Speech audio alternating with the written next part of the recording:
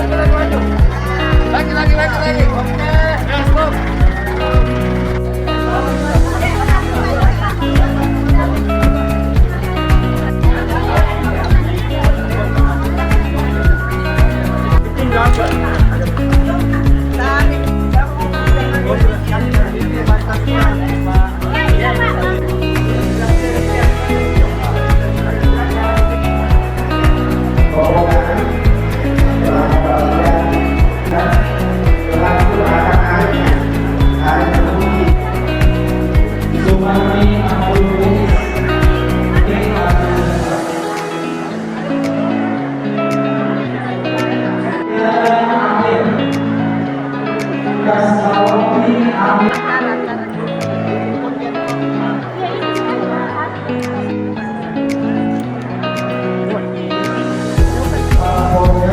Baik-baik mulai dari berangkat perjalanan sekaligus identitas Bapak dan Ibu sekalian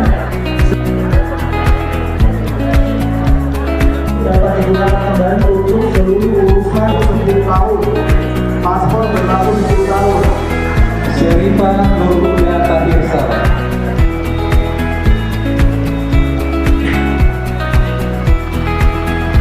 Untuk mengangkut jamaah-jamaah yang siap diantar ke asrama mobile dia nanti pada saat mau sholat, pada saat mau pergi manasik. Ini untuk jemaah yang sehat lah, karena jarak antar wisma sama aula kan agak jauh. Nah untuk jemaah lansia pakai mobil golf.